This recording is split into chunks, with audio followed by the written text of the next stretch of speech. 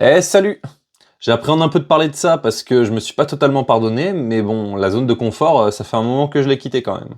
C'était il y a plus de 7 ans maintenant, mon fils avait 2 ans et demi et moi 24. Je venais d'arrêter la pâtisserie et j'étais père au foyer avec ma fille de 6 mois et mon fils.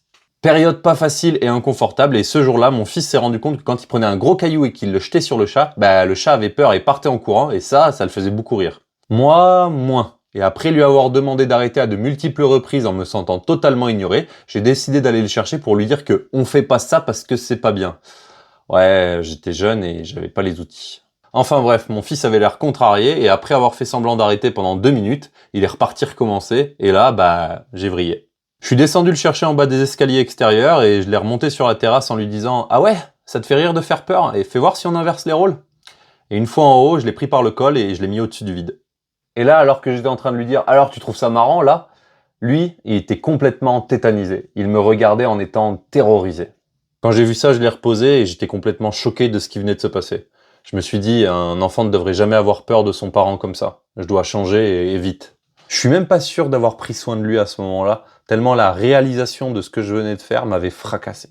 À partir de là, j'ai décidé de changer radicalement au niveau éducatif. Je me suis mis à lire beaucoup sur le sujet.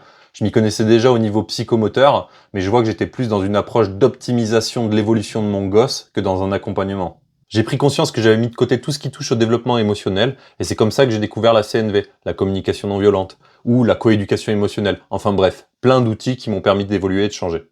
Et autant vous dire qu'il y avait du taf, hein. Rien que les 40 premières pages du livre d'introduction à la CNV, j'ai pleuré 3 fois en réalisant le nombre d'erreurs que je faisais et l'impact que ça pouvait avoir. Je me suis excusé de nombreuses fois auprès de mon fils et on en a beaucoup reparlé, mais je me rappelle d'une fois, peut-être 6 mois après l'incident où on en parlait, et je lui disais que j'avais du mal à accepter tout ce que j'avais fait. Pas que ça, toutes les erreurs que j'avais pu commettre depuis sa naissance et que j'arrivais pas à me pardonner. Et alors qu'il n'avait que 3 ans et ne savait pas bien parler, il a posé sa main sur ma jambe et il m'a dit Papa, moi je te pardonne et je t'aime. Autant vous dire que j'ai fondu en larmes comme la glace en Antarctique. Voilà, alors je peux dire sans le craindre que les personnes qui m'ont le plus fait évoluer depuis que je suis adulte, ce sont mes enfants et de loin. Il n'est jamais trop tard pour prendre conscience des choses, s'excuser, changer, et peu à peu, on arrive à se pardonner. Depuis, je m'énerve quasiment plus et j'ai construit une belle relation avec mes enfants dont je suis fier. On n'est pas là pour les éduquer, on est là pour les accompagner avec tendresse et affection dans un cadre sécurisant et si on peut joyeux.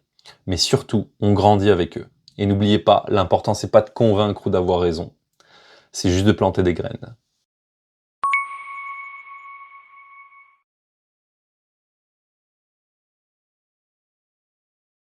Et si on parlait maintenant des émotions, ce serait pas mal?